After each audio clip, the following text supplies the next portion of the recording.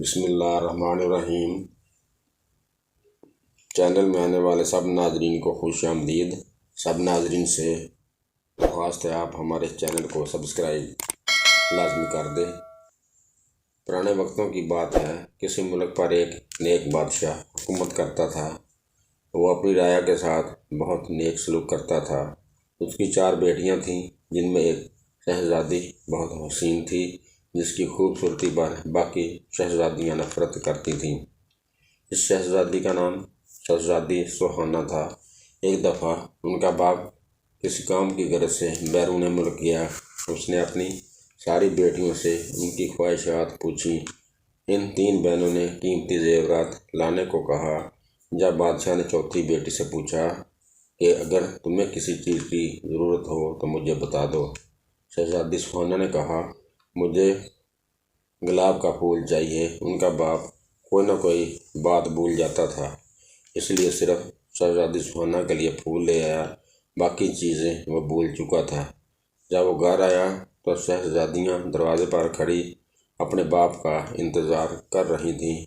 جب ان کا باپ آیا تو صرف ایک پھول کے علاوہ اس کے پاس کوئی چیز نہ تھی۔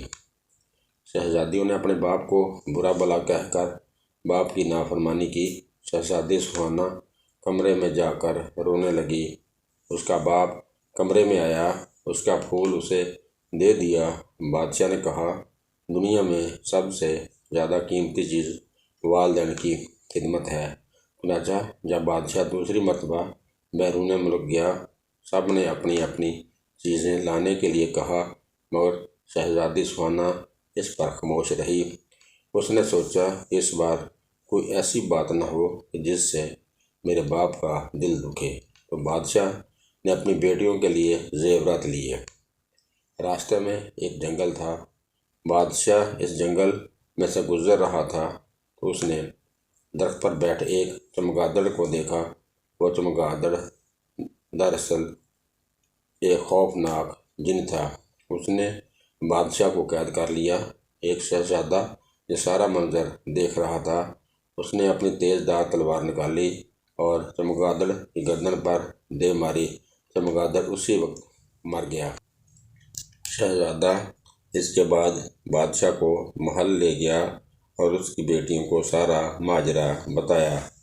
شہزادیاں اپنے باپ کے پاس آئیں اور اپنے باپ سے نافرمانی پر معافی مانگنے لگیں۔ بادشاہ نے اس وقت اپنی ساری بیٹیوں میں سے سوہانہ پر فخر محسوس کیا۔ شہزادے نے بھی شادی کے لیے سوہانہ کو پسند کیا اور اس سے شادی کی خواہش کا اظہار کیا۔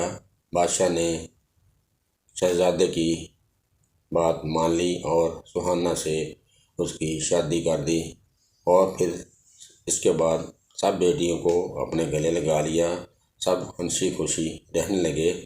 مل جل کر رہنے سے برکت ہوتی ہے۔ ہمیں بھی چاہیے کہ شہزادی سوہانہ کی طرح اپنے والدین کی خدمت کریں اور ایسی بات زبان پر نہ لائیں جس سے والدین کا دل دکھے۔ دوستو، اگر آج کی ہماری ویڈیو پسند آئے تو اس کو سبسکرائب لازمی کر دیں۔